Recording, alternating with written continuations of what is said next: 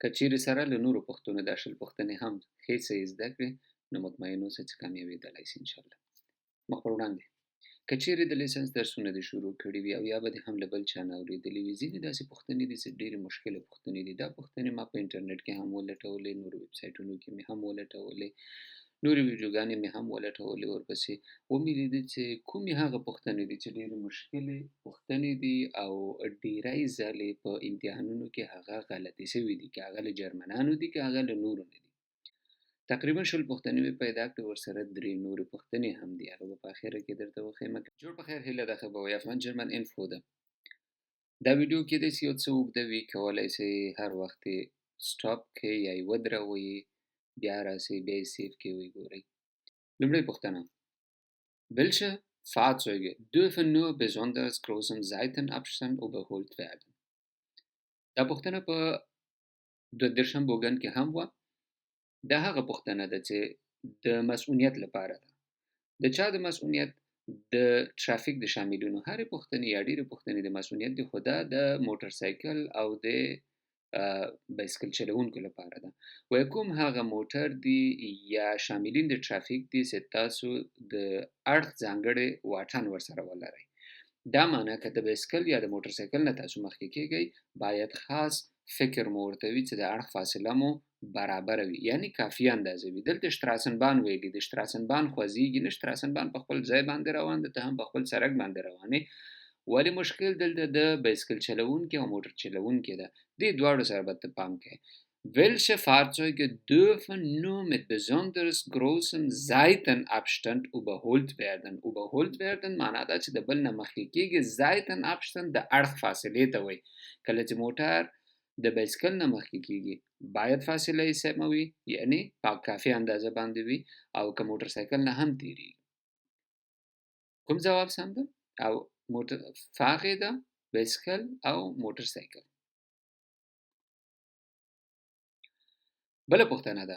دویمه پوښتنه: Worauf können rot-weiße Warntafel an Fahrzeugen hinweisen?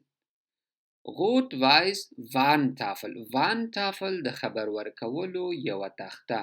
څه رقم تخته ده؟ سپینه او سرې کرښې لري. Rot-weiß سپینه تخته ده، رود سرې کرښې لري. راځئ چې دا ټافل تاسو باندې زه وګورم.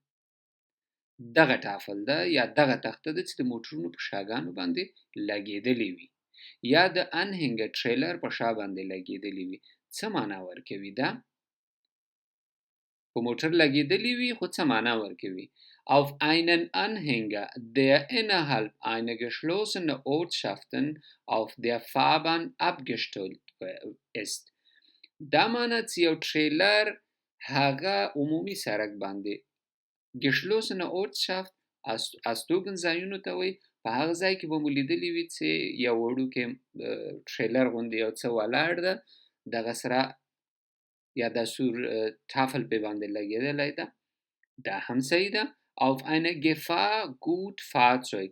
دلته ولې ډېری غلطیږي؟ په دغه ځای کې غلطیږي. Gefahrgut Fahrzeuge هغه موټرونه ته وي چې هغه کیمیاوي مواد چې د ژوند لپاره یا د انسان لپاره خطرناک وي، یا ګاز یا هر هغه څه چې وي، کله چې هغه انتقالوي دغه نارنجي رنګې تخته به باندې لګېدلې وي. ډېری فکر کوي چې دا هماغه تخته ده، د دې لپاره ترې غلطیږي. نو اړینه موضوع دلته دا ده چې هغه نارنجي ده او دا سره او سپینه ده. Auf eine Fahrzeug mit Überbreite. په کوم ځای کې دا ټافل یا دغه تخته لګېدلې وي؟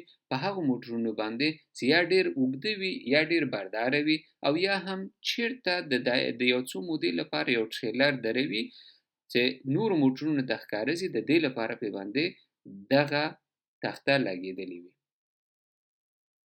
دا تخته ده. کوم ځوابونه سم دي؟ دا دواړه ځوابونه سم دي. معنا دا چې Gefahrgut Fahrzeug فرق وکوي چې هلته نارنجي رنګې تخته لګول کېږي، او دا سره چې ده یوازې په دغه دوو ځایونو کې. بله پوښتنه ده. Sie fahren mit ungefähr 40 km/h. 40 کیلومتره په ساعت کې مو د موټر مزل ده. Etwa 40 Meter vor ihnen wechselt die Ampel von grün auf gelb. Wie verhalten Sie sich? 40 کیلومتر په ساعت کې د موټر مزل ده او 40 متره څراغ ته پاتې دي چې تاسو ورته ورسیږئ. 40 متره چې څراغ له شین نه زیړ ته اوړي یا له شین نه نارنجي رنګ ته اوړي. څنګه تاسو سم چلند کوئ؟ انهالتن weiterfahren ودرېږي به که به ځې.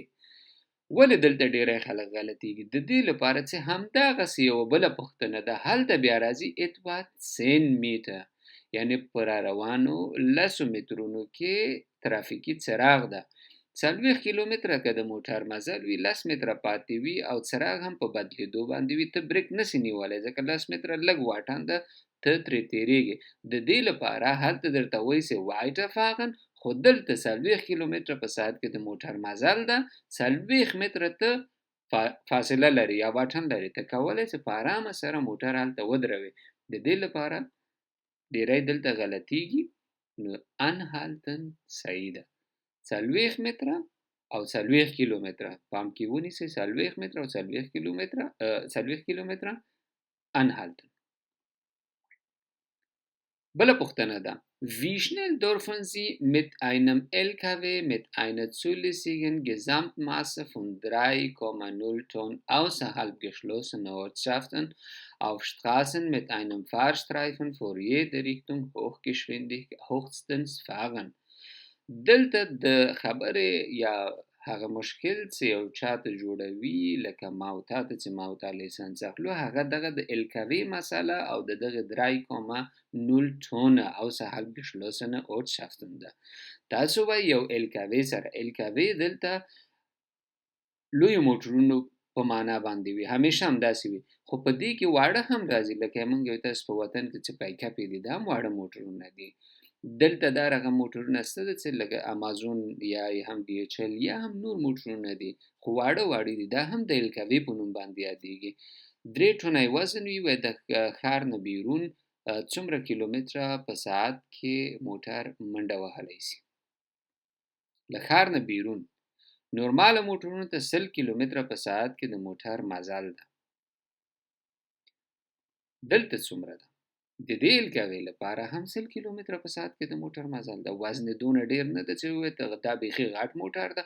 هر موټر ته کوي هغه ته هم همدغومره ده، هغه هم 100 کیلومتره په ساعت کې. خو بعضې ځایونو کې بیا واضح لیکل شوي وي چې LKW هغوی پوهېږي چې څومره اندازې پورې زه لاړ شم، هلته ورته لیکلي وي.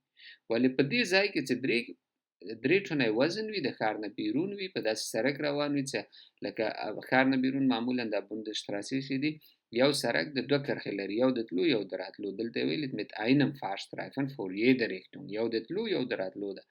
نو LKW او دې ته پام وي چې 100 کیلومتره لکه نورماله موټرونه غوندې مزل. بله پوښتنه ده، woran erkennen Sie den kürzesten Weg zur nächsten Notrufsäule auf Bundesautobahn؟ لومړی به راسو وګورو چې دا Notrufsäule څه شی ده، Bundesautobahn څه شی ده، بیا به بیرته راسو دلته. Autobahn، Bundesautobahn یا Autobahn دواړه یو شی دي. دلته Bundesautobahn لیکلی دی، د دې لپاره دا هم دلته راوسته چې Autobahn او Bundesautobahn دواړه یو شی ده. Leitplanken به وپېژنو. Leitplanken دغه ته وایي، دغه موانعو ته وایي چې د سړکونو په سر باندې لګېدلې وي. او Notrufsäule دغې پایو ته وایي یا دغې ټلیفونونو ته وایي چې د ایمرجنسي په حالتونو کې یا بیړنیو وختونو کې تاسو دلته راځئ، موبایل مو کار نه کوي، چارج نه لري، له دې ځای نه تاسو پولیس ټرافیکو سره او یا هم امبولانس سره اړیکه نیولی شئ. Leitplanken دغې موانعو ته وایي او Notrufsäule دې ته وایي. وایي تاسو څنګه پوهیږئ چې په دغه اوټوبانونو کې د بیړنیو مرستو ټلیفون کومه خواته ډیر نږدې ده یا لنډه لاره ورته کومه خواته ده؟ an den Bodenmarkierungen auf dem Standstreifen. Bodenmarkierungen چې په سړک باندې Standstreifen په اوټوبانونو کې د سړکونو ترڅنګ اضافه ځای پرېښودل شوی وي، هغه ته Standstreifen چې په هغې باندې موټر نه ځي خو سړک ده. an den Richtungmarkierungen auf den Leitplanken لایټ پلانک هم ولیدم وای هغلته کرښې ورکول شوي دي چې په دغه خواته نه هلته هیڅ هم نشته شوارڅن فایلن auf dem Leitpfosten Leitpfosten کوم یو دی Leitpfosten دې ته Leitpfosten وای اوس که موږ وګورو دغې نښې نه موږ پوهیږو که د دغې نښه مخه دې خواته وه دا معنا چې دا پایه دې خواته نږدې ده او که دې خواته وه لکه په دغه حالت کې چې دغه نښه یې ده دا دې خواته ده دا معنا چې دلته دا نږدې ده یعنې دې خواته ته کولی شې دغې ایمرجنسۍ پایې ته ځان راورسوې schwarz pfeilen auf den Leitpfosten له کوم ځای نه پوهیږو له دغه نښو نه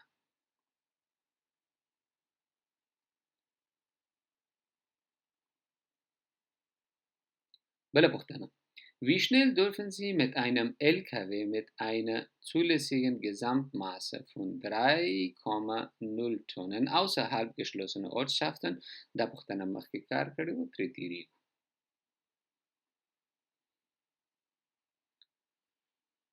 بله پوښتنه ده für welche Kraftfahrzeuge gilt innerorts die freie Fahrstreifen innerort بیا هم وایي 50 کیلومتر په ساعت کې معمولا د موټرو مزل وي وای کومو موټرونو ته دننه په ښار کې اجازه شته ده چې که په یو سړک باندې څو خطونه د یو طرف ته وي کوم سړک باندې چې تللی شي لاړ شي freie Fahrstreifenwahl یعنې خپلواکه انتخابول د یو سړک یوې کرښې ټول هغه موټرونه دلته وایي für alle Kraftfahrzeuge bis څومره وزن وي هغه موټرونه کولی شي چې په اوله کرښه په دویمه کرښه د مابین د ښار د هر څه انتخابوي په همغه باندې تللی شي 3,5 ټنه یعنې هغه وړکي الکوې هم پکې شامله دي هغه موټرونه چې وزن تر 3.5 ټنه پورې وي کولی شي په ښار کې په هر سړک باندې چې وغواړي لاړ شي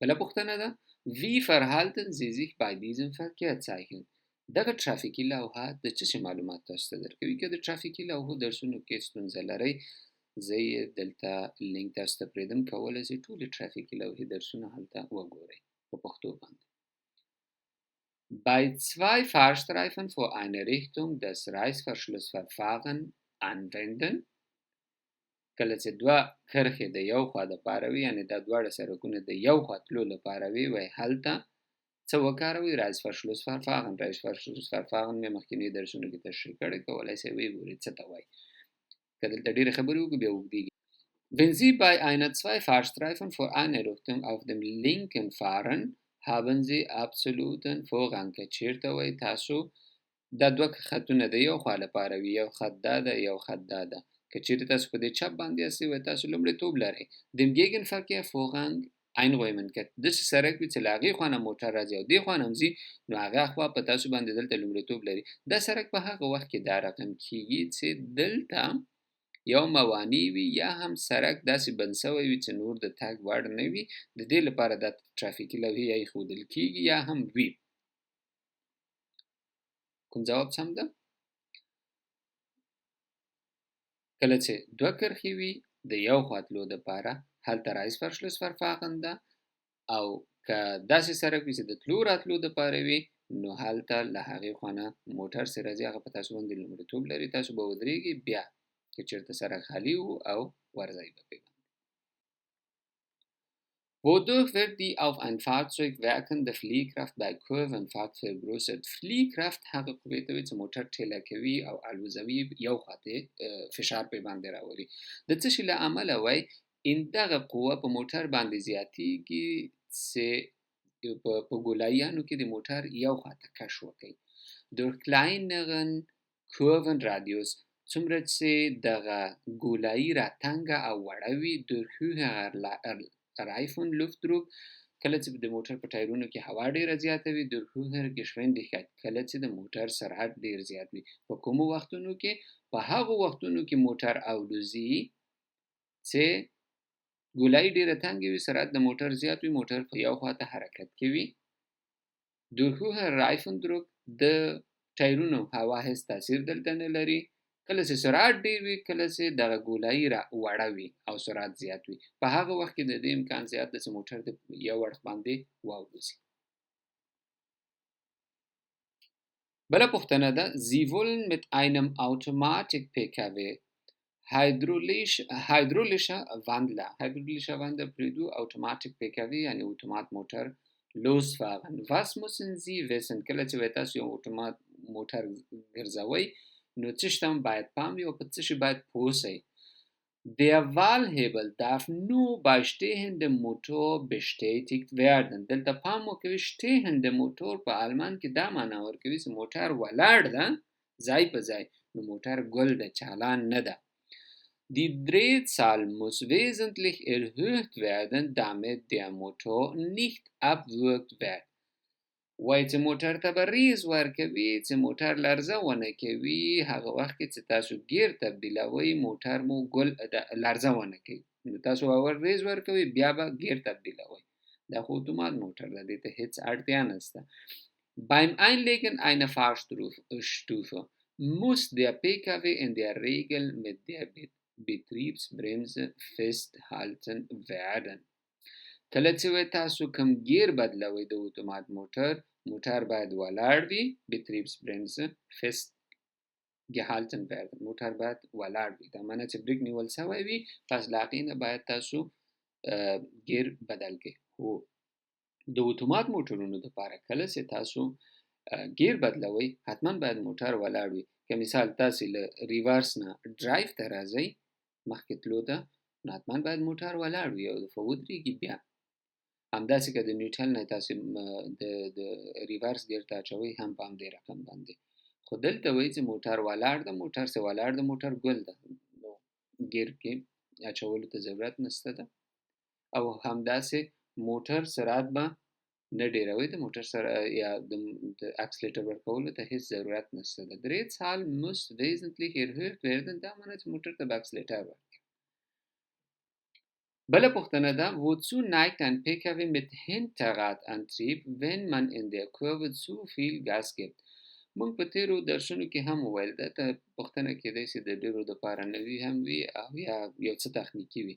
ځینې موټرونه دي چې مخکې ټایرونه حرکت لري او ځینې موټرونه دي چې شاته ټایرونه حرکت لري. دا وایي که چیرې یو موټر شاته ټایر حرکت وي، حرکت د شاته ټایرونو نه وي او هغه په یو ګولایي کې ډیر زیات سرعت واخلي، نو څه شی به پکې مات شي، څه به وشي؟ Er neigt dazu vorne auszubrechen. نو که سرعت د شاته ټایرونو وي او حرکت هم په شاته ټایرونو کې وي، نو ماتیږي به هم شاته ټایرونو برخه یا د شاته هغه اکسل یا هر شی چې ده. Er neigt zum Untersteuern. دا دواړه یو معنا ورکوي تقریبا. دلته وایي چې Er neigt dazu hinten auszubrechen. نو که چیرې شاته حرکت وي او ډیر زیات ورته سرعت ورکړي په ګولایي کې، هماغه شاته حصه به ماتیږي. بله پوښتنه ده: Warum soll ein längeres starkes Gefälle nicht mit getretenem Kupplung durchfahren werden؟ کوپلونګ کلچ ته وایي، getretene کېکاږل شوی یا نیول شوی کلچ. ولې وایي یو اوږد سړک چې له پورته ښکته را روان وي نشیبي وي، په هغې وخت کې تاسو کلچ ونه نیسئ یا کلچ نه وي نیولی، موټر حرکت کې وي او کلچ هم تاسې نیولی وي. ډېری موټروانان همداسې وي چې کله موټر له پاسه نه ښکته را روان وي، هم یې بریک نیولی وي هم کلچ ورسره نیولی وي. ولې وایي باید دلته کلچ ونه نیسئ؟ Weil dadurch unnötiger Verschleiß an den Bremsen eintreten. کله چې تاسو کلچ نیولی وي او بریک هم نیسئ، نو په بریک باندې اضافه فشار راځي. Weil den Bremskraft verstärker nicht mehr wirken kann. او دا چې د بریک هغه سیستم چې د بریک نیولو سره کومک کوي هغه نور کار نه کوي. Weil die Motorbremswirkung nicht zum Tragen kommen kann. دا چې دغه بریک صحیح کار نه کوي، لکه مخکینی غوندې بې ځایه دلته فشار په بریک باندې راځي او دلته وایي چې صحیح کار نه کوي. دا دواړه ځوابونه سم دي. Der Spurhalteassistent warnt Sie durch akustische, haptische oder optische Signal. Was kann die Ursache davor sein? Spurhalteassistent څه ته وایي؟ spurhalteassistent هغه ته وایي چې د موټروان سره کومک کوي موټر یې د خطونو منځ کې لاړ شي. دا معنی چې کله موټر د خطونو نه په وتو باندې وي، هغه سپینو کرښو ته نږدې کېږي د سړکونو په اړخ باندې، نو دی هم شترنګ یو رقم لرزه کوي، سیګنال هم ورته ورکوي. وایي علت د دې څه شی ده؟ څه علت کېږي چې دا سیګنال ورکوي، یا شترنګ خوځېږي یا هم په سویچ بورد کې نښې راځي. Mein Fahrzeug unterschreitet den Sicherheitsabstand zum vorausfahrenden Fahrzeug. دلته وی spurhalteassistent. spurhalteassistent دې ته وایي چې موټر د منځ سړک کې یا منځ خطونو کې لاړ شي. نو vorausfahrende مخکینی موټر سره هیڅ تړاو نه لري، دا د اړخونو مسئله ده. Eine andere Fahrzeug überholt mich mit zu geringem Seitenabstand. دا چې بل موټر ماته له اړخ نه ډیر زیات رانږدې کېږي. Mein Fahrzeug sich der seitliche Fahrbahnmarkierung mein Fahrzeug nähert sich der seitliche Fahrbahnmarkierung an. دا چې زما موټر هغه کرښو ته یا خطونو ته نږدې کېږي. دا سیګنال هغه وخت خبر ورکوي یو موټروان ته کله چې موټر بغیر له اشارې نه، که هغه د راسته خوا وي که د چپ خوا وي، خطونو ته نږدې سي. که خپله ته هم غواړې چې یو شپور یا یو خط بدل کې بل ته لاړ سي او تا اشاره نه وي وهلې، نو حتما به تا ته سیګنال درکوي چې موټر ته دې پام وي. Mein Fahrzeug nähert sich an der Seitenfahrbahnmarkierungen an. د اړخونو هغه خطونو ته په نږدې کېدو باندې د ځکه د ماته دا سیګنال یا دغه spurhalteassistent ماته سیګنال راکوي چې پام دې وي موټر ته. که چیرې تاسو خپله هم غواړئ شترنګ ووهئ، حتما تاسو ته په اول سر کې اجازه نه درکوي. دا معنی چې تاسو باید اول اشاره ووهئ. په هغه وخت کې دا پوهېږي چې موټروان پوهېږي یا موټروان پوه ده، ویښ ده چې موټر د یو شپور یا د یو سړک نه بل سړک ته واوړي. بله پوښتنه: Welches Fahrassistenzsystem bietet ein hohes Verkehrssicherheitspotenzial. دغه اسیستانت یا فاراسیستنت سیستم موټروان سره مرستندوی سیستم وای کوم د مسئولیت آپشنونه لري یا امکانات یو موټروان ته ورکوي. Die Geschwindigkeitsregelanlage Tempomat د مسئولیت هیڅ کم کومک نه کوي موټروان سره. ټمپومات چې کله تا 50 ویلې، نو که هلته 10 وي 40 هر څونه وي په هماغه 50 وځي. مخکینی موټر که ورته رانږدې سي دی ورته نږدې کېږي. Der Bremsassistent چې کومک وکوي موټروان سره موټر بریک ونیسي، دا ورسره کومک کوي. دغه فار اسیستنت سیستم ورسره کومک کوي. بل دا چې د autonom Notbremse System دا چې اتومات خپله موټر هغه بریک نیسي چې موټر د ځای په ځای ودرېږي. که ناڅاپي یو څه مخې ته راځي موټر ځای په ځای ودرېږي. دغه د بریک اسیستنټونه دي چې یو موټروان سره کومک کولی شي. ولې د ټمپومات نه ټمپومات بل شی د ټمپومات ته به بیا هم راځو. دا دواړه سیستمونه موټروان سره کومک کوي. بله پوښتنه ده، انځوریزه پوښتنه ده. Was gilt hier؟ څوک لومړیتوب لري یا څه مدار د اعتبار دی دلته؟ اول به راسو د انځور به صحیح وګورو. ما ته دلته څراغ شین و، دلته هم ما ته چراغ شین ده. خبره دلته دا ده، دلته ما ته ویلي دي ته کولی سي چپ لاس ته دلته لاړ سي، چراغ ما ته شین ده. خو کیدای سي چې دلته هم شین وي. موږ نورو مخکینیو درسونو کې ویلي وو که نه چې مخامخ څوک راځي هغه لومړیتوب لري. دلته بیا خبره بله ده چې تا ته 2 دانې څراغونه دي، یو دلته او یو هم دلته و. دام شین و دام شین و. دا معنی چې چراغ تا ته شین ده. Ich muss den Gegenverkehr durchfahren lassen. زه باید د موټروان پرېږدمه چې لاړ سي دغه موټروان. Ich muss in der Kreuzungsmitte anhalten. دلته راسم ودرېږمه. Ich darf ungehindert abbiegen. زه کولی سم پرته له دې چې ماته خنډ جوړ سي لاړ سم. خو ته کولی سې چې لاړ سې، ځکه دلته هم تا ته شین دی څراغ، دلته هم کولی سې چې ته لاړ سې. بله پوښتنه ده، welches Verhalten ist richtig hier richtig؟ کومه کړنه دلته سمه ده؟ Das Motorrad darf vor dem gelben PKW fahren. دغه موټرسایکل کولی شي چې د دې موټر د زیړ موټر نه مخکې لاړ شي. Ich darf vor dem gelben PKW fahren. له دغې نه زه مخکې کولی شم لاړ شم. Ich darf vor dem Motorrad fahren. د موټرسایکل نه مخکې زه لاړ شم. دلته راځو اول د انځور ګورو. په انځور کې دغه ترافیکي لوحه موږ ته وایي چې تاسو لومړیتوب ورکړئ چاته؟ هر هغه څوک چې په دغه ډبله کرښه والا سړک راځي. هغه کوم سړک ده؟ دا سړک ده چې د لومړیتوب لري. معنا ده چې موټرسایکل په ما باندې هم لومړیتوب لري او په دغه موټر هم لومړیتوب لري، ځکه د ده کرښه هم وړه ده، زما کرښه هم وړکۍ ده او دا ډبله کرښه یا غټ سړک چې دلته ښکل شوی ده دا لومړیتوب لري. که هخوانه موټر راځي که دې خواته. دا مسله خو حل شو چې دا موټرسایکل په ده او په ما باندې لومړیتوب لري. خلاص. اوس خبره دا ده چې په دې دواړو کې به اوس څوک لومړی ځي. دلته بیا د راسته په چپ د لومړیتوب قانون پلی کېږي. دا معنی چې د هر موټروان راسته لاسته شو هغه به لومړی ځي. اوس که دی راځي د ده راسته لاسته زه یم، زما راسته لاسته که چیرې دلته موټر نه و زه به وځم بیا به دی وځي. د ده راسته لاسته اوس بند ده، دی به ما ته لار راکوي، زه به ځم بیا به ما پسې دی ورځي. Das Motorrad darf vor dem gelben PKW fahren. دا موټر کوي چې له ده نه مخکې لاړ شي. Ich darf vor dem gelben PKW fahren. له ده مخکې بیا زه ځم، ځکه دا خو په دواړو لومړیتوب لري او زه بیا دلته په ده باندې لومړیتوب لرم. بله پوښتنه ده: Auf welcher Seite ist eine Straßenbahn zu überholen, die in der Mitte der Fahrbahn fährt? Keine Einbahnstraße.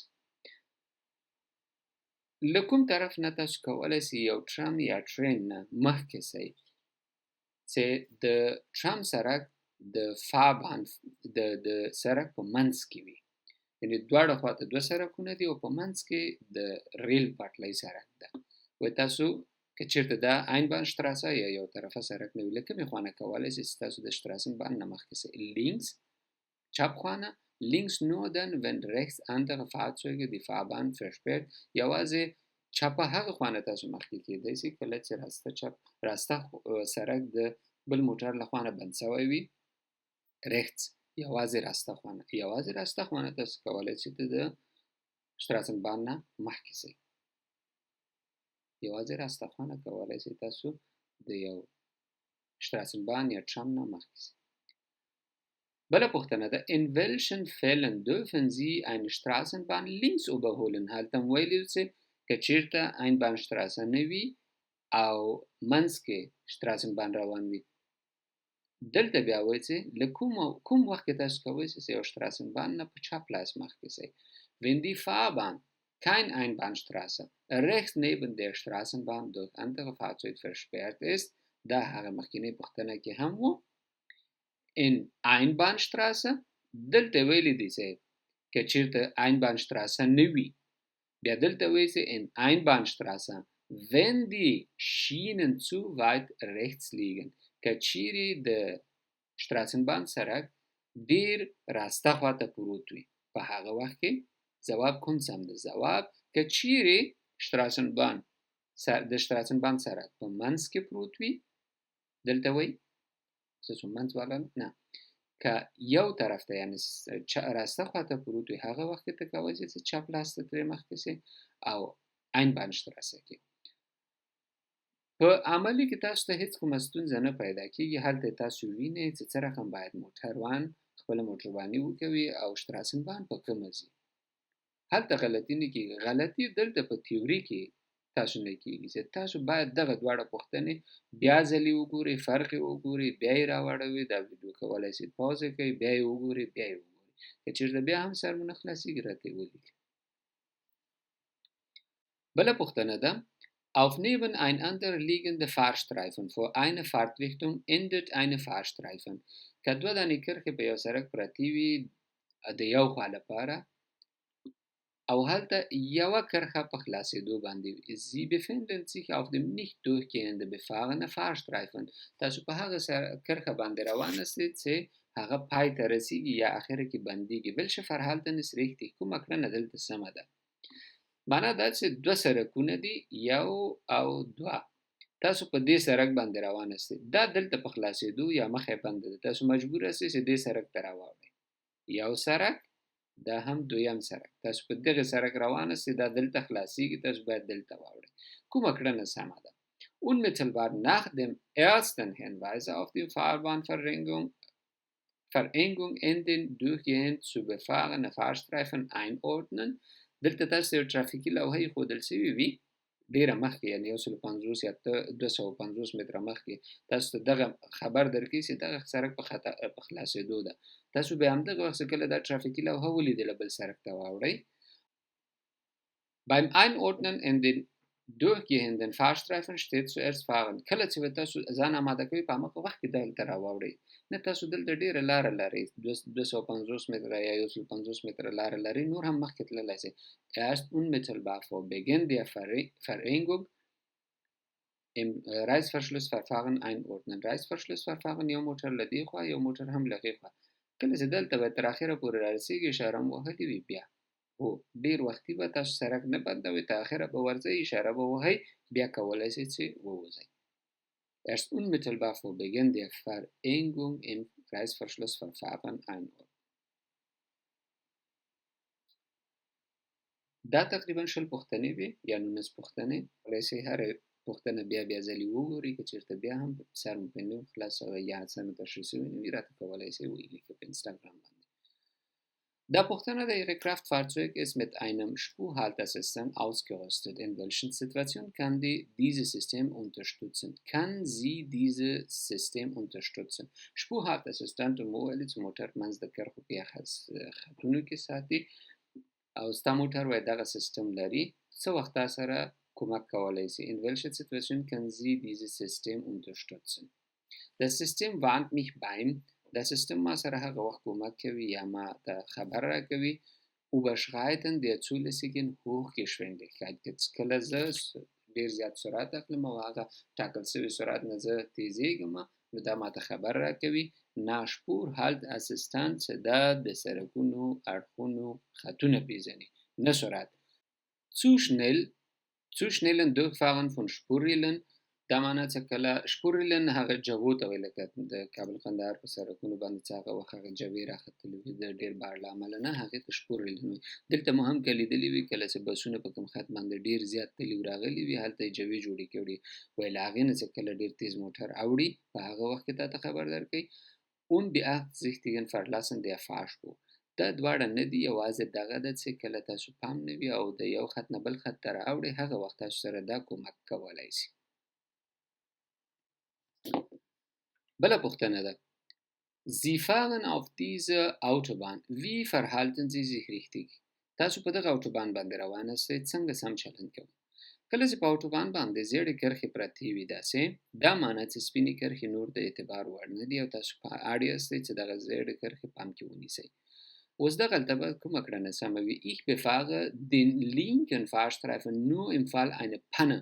لینک فارstreifen دغه سرک ته وي، دا زه هغه وخت کې کاروم کله چې زه یا زما موټر څه ستونزه ولري دې خواته راوړم.